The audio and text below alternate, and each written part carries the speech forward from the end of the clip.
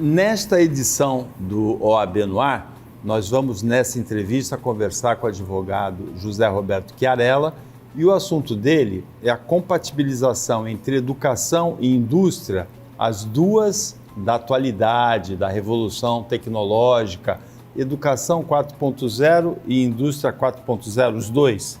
Nós estamos chegando na educação 4.0, exatamente isso. Houve um processo de aceleração, na verdade, né? Quando nós nos pegamos diante de uma pandemia, onde tivemos que recuar nas questões da educação e os alunos, obviamente, tiveram que serem preparados através de outra forma de educação, que é o ensino remoto. Naquela época, no início da pandemia, nós tivemos que nos readaptar. E esse processo de estarmos ali trabalhando de forma remota, com o chamado ensino híbrido, e tempos atrás, que entendia-se por EAD, que eram aulas gravadas, foram aulas remotas, elas transmitidas ao vivo, com contato direto. Mas isso foi um grande momento que se viveu, onde a rede particular de ensino ela conseguiu absorver, e a rede municipal, a rede pública, a rede estadual, certamente ficou devendo aos seus alunos algo que pudesse acelerar o processo educacional. Isso trouxe uma grande desigualdade no setor educacional. E nós estamos precisando, a bem da verdade agora, né, a partir de 2021, tentar realinhar esse tempo que foi perdido. A rede particular, ela consegue fazer isso com maestria, ela tem essa possibilidade. Seu público busca isso, através de acesso à internet, ter dados de internet que dê essas condições. Mas aqueles que são socialmente mais vulneráveis, esses não conseguem efetivamente acompanhar esse ritmo. Agora estamos voltando com o chamado ensino híbrido, que é a mistura dos dois, da aula presencial, e aqueles que estão em casa e vão buscar revezando dentro daqueles percentuais que o governo nos impõe. Então, a dificuldade da pandemia, ela acelerou um processo de educação à distância, de disseminação da educação à distância. Mas ela traz dois problemas. Primeiro, a falta de convivência, que talvez esse modelo híbrido possa resolver, porque para a criança, para o jovem, é muito difícil ficar sem a convivência da escola. E depois, como você citou, ela é um fator de agravamento da desigualdade. A gente já tem uma desigualdade brutal na educação, entre a educação pública e a particular. Esse é um fator a mais e pesado, não é? Sem dúvida. E o que é mais importante nisso tudo, né? Quando a gente tem que comparar isso, nós temos que entender que nós formamos alunos hoje, não só com conteúdo, não é, de aprendizado curricular. Nós temos a linha nova que está entrando com base no Ministério da Educação e Cultura, que é a BNCC, que é a Base Nacional Comum Curricular, igual para todo mundo, desde o ensino fundamental 1, lá a criancinha, desde o mamando, até lá o terceiro do médio, nós temos projetos com matérias que nós vamos ensinar para a vida. É um projeto de vida, está lá no plano, tem que trabalhar isso. Mas o que significa esse projeto de vida? Quando a gente traz a tecnologia para dentro do ensino, é um caminho que não vai voltar mais, viu, Paulo? Vai continuar a tecnologia dentro do processo educacional. Mas a humanização da relação, que é o que vai contar. Porque quando chegar lá na ponta, os egressos da universidade, o mercado de trabalho vai exigir essa humanização. Aqueles que desenvolveram mais as suas capacidades socioemocionais. Por isso, essas habilidades socioemocionais geram competência e é isso que o mercado de trabalho vai buscar. Existem postos de trabalho há 10 anos que se extinguiram, há 10 anos. E outros que em 5 vão ser novos que nós ainda desconhecemos, mas que vai haver esse processo de criação de novos postos. Posso dar um exemplo, por exemplo. Você quer ver? O agronegócio, ele tem operação da tecnologia de ponta.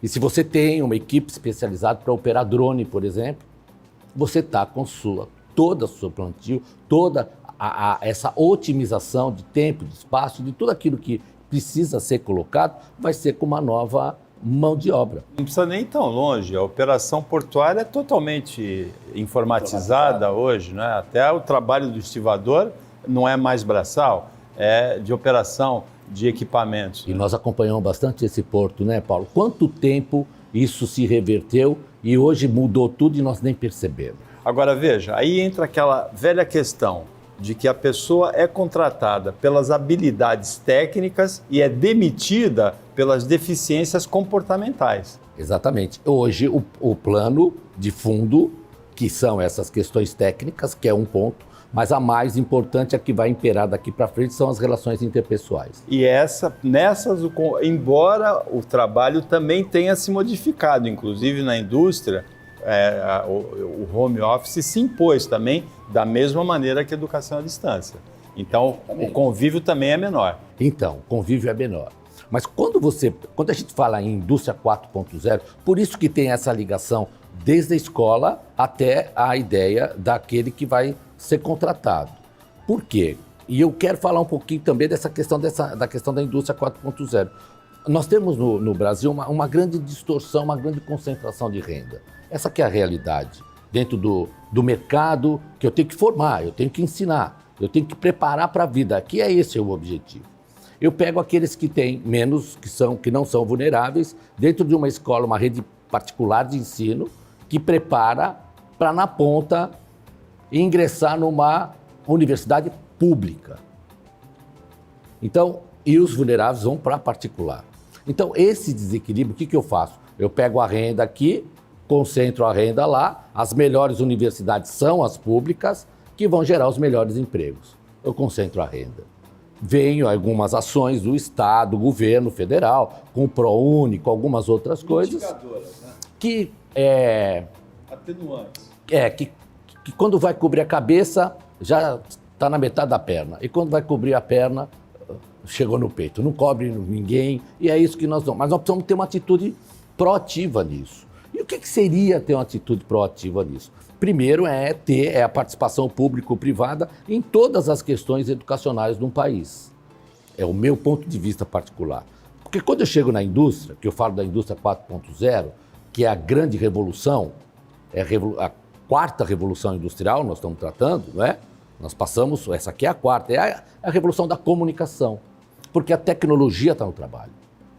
Aí eu tenho internet das coisas, a manufatura aditiva, né? Manufatura aditiva é a impressão 3D, essas coisas todas, a inteligência artificial, né? Que todo mundo está falando, vai substituir o advogado, vai substituir nada e nem ninguém. Vai ser mais uma ferramenta que é a chamada inteligência artificial, que hoje nós já usamos. Ela está no nosso dia a dia. Os carros saem de fábrica com GPS. Os carros utilizam inteligência artificial a favor do usuário.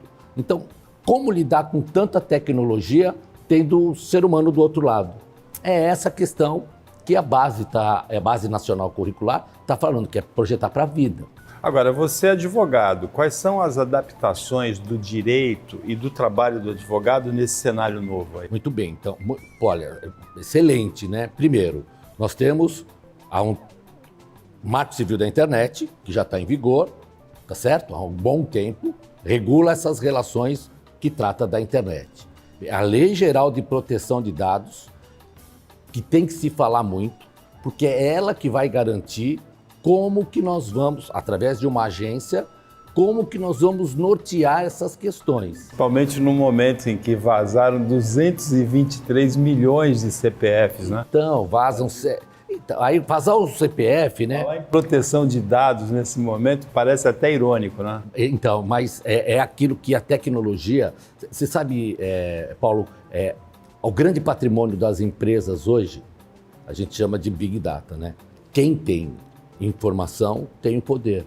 E é ali que está concentrando o grande patrimônio das empresas, né? Os ativos das empresas estão naquilo que ele consegue controlar de informação, de dados mesmo. E ele lida com esses dados. Se eu não tiver uma política eficaz e uma regra que proteja esses dados, a vulnerabilidade é nossa.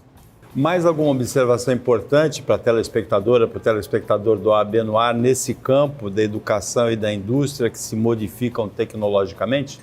Eu queria deixar aqui um recado de prestar um pouco mais atenção naquilo que você pode trazer de informação para os seus filhos, que é esse o grande intuito da educação. Nós temos que começar a trabalhar essa nova geração, essa base, para recuperar tudo aquilo que nós estamos em desigualdade. Eu sou um homem que lido com educação há muito tempo, com direito, inclusive, né, nesse sentido, e com muita esperança. Preparar para a vida significa humanizar as relações. Quem acha que a tecnologia vai substituir a relação humana vai perder oportunidade no mercado de trabalho. José Roberto Chiarello, obrigado pela participação aqui na OAB no Ar e boa sorte aí na continuidade da atividade profissional. Eu que agradeço, é um prazer estar com vocês e a vocês que assistiram. Fica com a gente.